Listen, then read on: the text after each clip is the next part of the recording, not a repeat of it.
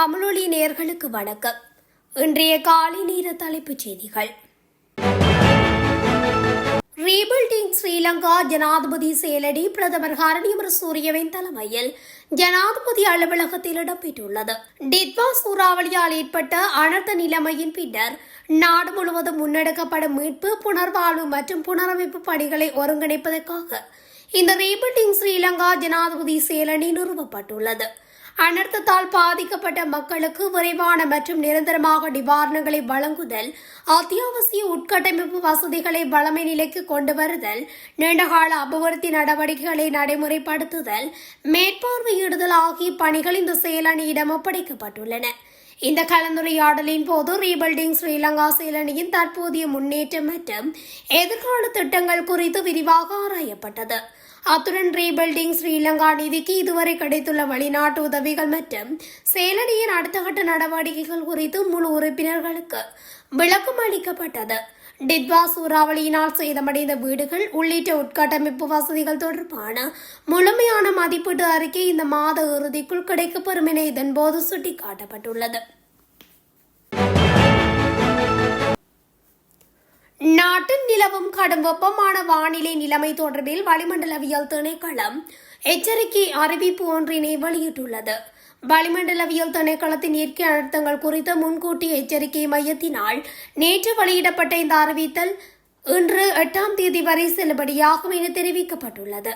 இதன்படி சப்ரகமுவ, வடமேல் மற்றும் வடமத்திய மாகாணங்களிலும், கொழும்பு, கம்பகா, வவுனியா, மன்னார், ஹம்மாந்தோட்டை மற்றும் மொனராகலை ஆகிய மாவட்டங்களிலும் மனிதோடலுக்கு உணரப்படும் வெப்பநிலையானது அவதானம் செலுத்தப்பட வேண்டிய மட்டத்தில் காணப்படும் என எச்சரிக்கப்பட்டுள்ளது. எனவே இதுகுறித்து விழிப்புடன் செயற்பட்டு மனித ஆரோக்கியத்துக்கு ஏற்படக்கூடிய பாதிப்புகளை குறைத்துக் கொள்ள தேவையான நடவடிக்கைகளை எடுக்குமாறு அந்த திணைக்களம் பொதுமக்களிடம் கேட்டுக் கொண்டுள்ளது. நுரைச்சோலையில் உள்ள லக்விச்சிய நிலக்கரி மின் நிலையத்தில் நிலக்கரி விநியோகம் உள்ளிட்ட பல்வேறு பிரச்சினைகள் காரணமாக எதிர்காலத்தில் மின்வெட்டு விதிக்கப்படும் என்ற தவறான மற்றும் ஏமாற்றும் அறிக்கைகளால் பொதுமக்கள் ஏமாற வேண்டாம் என எரிசக்தி அமைச்சு அறிவித்துள்ளது. இது தொடர்பான அறிவிப்பில் நுரைச்சோலை மின் நிலையத்தில் நிலக்கரி விநியோகம் தொடர்பாக சிக்கல்கள் எழுந்துள்ளதாகவும், குறிப்பாக ஏப்ரல் மாதத்திற்குள் மின்வெட்டு விதிக்கப்படலாம் என்றும் சில ஊடகங்களில் தவறான மற்றும் தகவல்கள் பரவி வருகின்றன. நுரைச்சோலை மின் உற்பத்தி நிலையத்துக்கு எதிராக செயற்பாடுகளுக்காக ஆர்டர் செய்யப்பட்ட 36 நிலக்கரி ஏற்றுமதிகளில் 22 ஏற்றுமதிகள் ஏற்கனவே இறக்கப்பட்டுவிட்டது. இந்த நிலையில் ஆலை தற்போது வழக்கம் போல் இயங்குகிறது. மீதமுள்ள நிலக்கரி விநியோகங்களை தடையின்றி வழங்க முடியும் என விநியோகஸ்தர் உறுதியளித்துள்ளார். இலங்கையை சூழவுள்ள கடற்பரப்பில் இனிமேல் ராணுவ நடவடிக்கைகள் முன்னெடுக்கப்பட மாட்டாது என்பதற்கான உத்தியோகபூர்வ உறுதியை அமெரிக்காவிடமிருந்து இலங்கை அரசு பெற்றுக்கொள்ள வேண்டும் என ரணில் தலைமையிலான ஐக்கிய தேசிய கட்சி வலியுறுத்தியுள்ளது. கட்சியின் தலைமையகம் எடுத்துள்ள விசேட அறிக்கையிலே இவ்விடயம் சுட்டிக்காட்டப்பட்டுள்ளது. அந்த அறிக்கையில் மேலும் இலங்கையின் பிரத்யேக பொருளாதார வலயத்துக்குள் அமெரிக்க நீர்மூழ்கி கப்பலொன்றினால் ஈரான் நாட்டு போர்க்கப்பல் மூழ்கடிக்கப்பட்டமை தொடர்பில் இலங்கை அரசு தொடர்ந்து மௌனம் காத்து வருகின்றமை கவலை அளிக்கின்றது.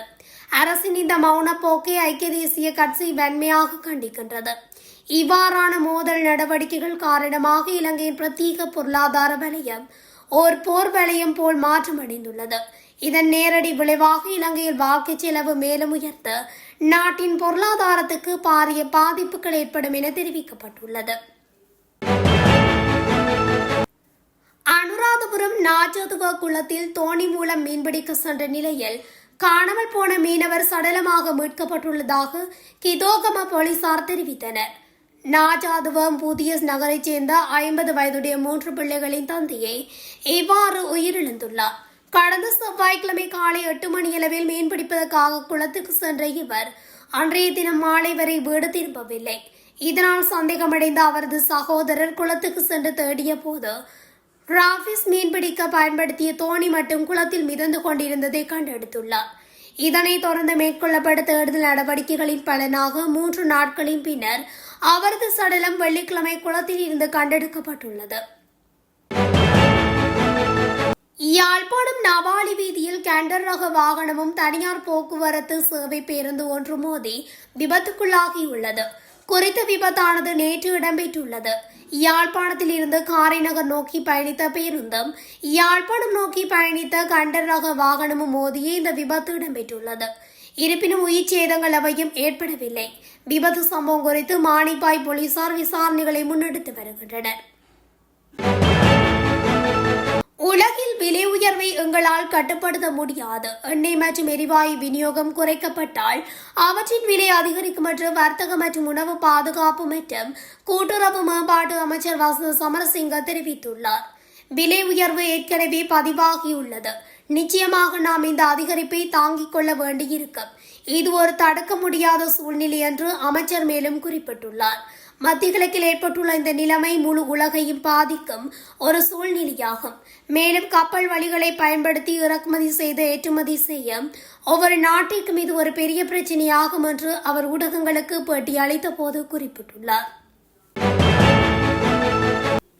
யாழ் உரும்புராய் எரிபொருள் நிரப்பு நிலையத்தில் திடீரென தீப்பற்றியதால் குறித்த பகுதியில் பரபரப்பு ஏற்பட்டுள்ளது. குறித்த சம்பவம் நேற்று இடம்பெற்றுள்ளது. எரிபொருள் தாங்கியானது நேற்று உரும்புராய் எரிபொருள் நிரப்பு நிலையத்தின் எரிபொருள் கிடங்கிற்கு எரிபொருளை நிரப்பி முயற்சித்தது. இதன்போது திடீரென விபத்து ஏற்பட்டது. குறித்த தீ விபத்தில் 25 லட்சம் ரூபாய் பெறுமதியான இயந்திரம் முழுமையாக சேதமடைந்ததாக தெரிய வருகிறது. இதுகுறித்து கோப்பாய் காவல்துறையினர் விசாரணைகளை மேற்கொண்டு வருகின்றனர். மத்திய கிழக்கு நிலவும் மோதல் காரணமாக இஸ்ரேலின் வடக்கு பிராந்தியத்தில் பணிபுரியும் இலங்கையர்கள் தமது பாதுகாப்பு குறித்து மிகுந்த அவதானத்துடன் இருக்குமாறு இஸ்ரேலுக்கான இலங்கை தூதரகம் கோரிக்கை விடுத்துள்ளது. இஸ்ரேலின் வடக்கு பிராந்தியத்தை இலக்கு வைத்து ஹிஸ்புல்லா அமைப்பினால் நடத்தப்படும் ஏவுகணை தாக்குதல்களின் எண்ணிக்கை அதிகரித்து வருவதாக அவதானிக்கப்பட்டுள்ளதாக இஸ்ரேலுக்கான இலங்கை தூதுவர் நிமல் பண்டார தெரிவித்துள்ளார்.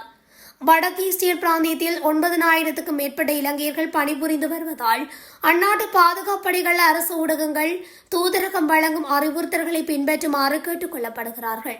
தேவையான மேலதிக அறிவுறுத்தல்களுக்கு தூதரகத்தின் வாட்ஸ்அப் இலக்கமான 00725593053731 ஊடாக வாரத்தின் 7 நாட்களும் தொடர்பு கொள்ள முடியும் என தெரிவிக்கப்படுகின்றமை குறிப்பிடத்தக்கது. மினேரியா ரொட்டெவெப பகுதியில் தனது சகோதரியை காப்பாற்ற சென்ற முதியவர் ஒருவர் அடித்துக் கொலை செய்யப்பட்டுள்ளார். இந்த சம்பவம் நேற்றிரவு இடம்பெற்றுள்ளது. உயிரிழந்தவர் ரொட்டெவெப கல்லோய சந்திப்பகுதியைச் சேர்ந்த 70 வயதுடைய முதியவர் ஆவார். முதியவரின் சகோதரியை அவரது மனநலம் பாதிக்கப்பட்ட மகன் தாக்கி வந்ததை அறிந்த முதியவர் தனது சகோதரியை காப்பாற்றுவதற்காக அவரது வீட்டிற்கு சென்றுள்ளார். இதன்போது கோபமடைந்த சகோதரியின் மகன் தடியால் சரமாரியாக தாக்கியதில் முதியவர் சம்பவ இடத்திலே உயிரிழந்துள்ளார். சந்தேக நபரின் தாய் படுகாயமடைந்த நிலையில் கிங்குராங்கொட வைத்தியசாலையில் அனுமதிக்கப்பட்டதுடன் சம்பவத்துடன் தொடர்புடைய சந்தேக நபர் போலீசாரால் கைது செய்யப்பட்டுள்ளார். யாயில புனித ஆனா வீதியில் அமைந்துள்ள வீடொன்றின் மீது நேற்று அதிகாலை துப்பாக்கிச்சூடு நடத்தப்பட்டுள்ளது. இந்த வீடானது ஒழுங்கமைக்கப்பட்ட குற்றக்கும்பலின் உறுப்பினரான பட்டுவதி சாமர என்பவருடைய மனைவியின் இல்லம் என தெரிவிக்கப்பட்டுள்ளது. அதிகாலை வேளையில் இனம் தெரியாத நபர்களால் இந்த துப்பாக்கி பிரயோகம் நடத்தப்பட்டுள்ளது. இந்த தாக்குதலில் எவருக்கும் காயங்கள், உயிரிழப்புகள் ஏற்படவில்லை என உறுதிப்படுத்தப்பட்டுள்ளது. மோட்டார் சைக்கிளில் வந்த இருவர் இந்த துப்பாக்கிச் சூட்டை நடத்திவிட்டு தப்பி சென்றிருக்கலாம் என போலீசார் சந்தேகிக்கின்றனர். அம்பாறை மாவட்டம் சாமாந்துறை போலீஸ் பிரிவுக்குட்பட்ட வீரமுனை பகுதியில் 28,500 மில்லி லீட்டர் கசிப்புடன் 26 வயதுடைய சந்தேக நபர் ஒருவர் சாமாந்துறை போலீஸ் நிலைய ஊழல் ஒழிப்பு பிரிவினரால் கைது செய்யப்பட்டுள்ளார். கிடைக்கப்பெற்ற ரகசிய தகவலின் அடிப்படையில் இச்சுற்றி வளைப்பு முன்னெடுக்கப்பட்டது. சமாந்துறை போலீஸ் நிலைய ஊழல் ஒழிப்பு பிரிவு பொறுப்பதிகாரி தலைமையிலான போலீஸ் குழுவினர் மேற்கொண்ட இந்த நடவடிக்கையின் போது சூட்சுமமான முறையில் மறைத்து வைக்கப்பட்டிருந்த கசிப்புடன் குறித்த சந்தேக நபர் கைது செய்யப்பட்டார். இலங்கை மற்றும் இத்தாலி அரசாங்கங்களுக்கிடையே கடந்த டிசம்பர் 12ஆம் தேதியன்று கையெழுத்திடப்பட்ட ஓட்டுநர் உரிமங்களை பரஸ்பரம் அங்கீகரிப்பதற்கு நடவடிக்கை எடுக்கப்பட்டுள்ளது. அதற்கமைய இருதரப்பு ஒப்பந்தத்தின் கீழ் உரிமங்களை மாற்றிக் கொள்வதற்கான நடைமுறைகளை இத்தாலியில் உள்ள இலங்கை தூதரகம் அறிவித்துள்ளது. இந்த ஒப்பந்தம் இந்த ஆண்டு ஏப்ரல் 10ஆம் தேதி முதல் அதிகாரப்பூர்வமாக நடைமுறைக்கு வருகிறது. ஓட்டுநர் உரிமங்களை மாற்றுவதற்கான விண்ணப்பங்கள் ஏப்ரல் மாதம் 10ஆம் தேதி முதல் ஏற்றுக்கொள்ளப்படும் என தூதரகம் தெரிவித்துள்ளது. பொதுமக்களின் வசதிக்காக தூதரகத்தில் தினமும் ஒரு சிறப்பு கவுண்டர் திறக்கப்பட்டிருக்கும். இந்த சேவைக்காக வியாழக்கிழமைகளில் தூதரகத்திற்கு வரும் விண்ணப்பதாரர்களுக்கு முன்னுரிமை அளிக்கப்படும் எனவும் அறிவிக்கப்பட்டுள்ளது. அம்பாறை மாவட்டம் காரைதீவு போலீஸ் பிரிவுக்குட்பட்ட மாவடிப்பள்ளி பகுதியில் ஆணொருவரின் சடலம் மீட்கப்பட்டுள்ளது. சடலமாக மீட்கப்பட்டவர் உளவு இயந்திரத்தை செலுத்தி வந்த சாரதி என அறியப்பட்டுள்ளார். அத்துடன் அவர் அம்பாறை மாவட்டம் நவகம்புர உதயபுர பகுதியைச் சேர்ந்த 39 வயதுடைய மதிப்பிற்குரிய கோரகேதொன் ஷானக சதுரங்ககுமார என அடையாளம் காணப்பட்டுள்ளார். உயிரிழந்தவருக்கு வலிப்பு நோய் இருப்பதாகவும் தெரிவிக்கப்பட்டுள்ளது.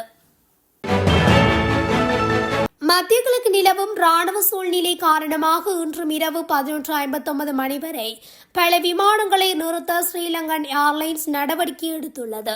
கட்டுநாயக்கவிலிருந்து துபாய், ரியாத், தோகா மற்றும் தமம் செல்லும் பல விமானங்களும் இதில் அடங்கும் என அறிவிக்கப்பட்டுள்ளது. இத்துடன் தமிழொலியின் இன்றைய காலை நேர தலைப்புச் செய்திகள் நிறைவடைகின்றன. தொடர்ச்சியாக செய்திகளை அறிந்து கொள்ள தமிழொலி ஊடகத்துடன் இணைந்திருங்கள். நன்றி, வணக்கம்.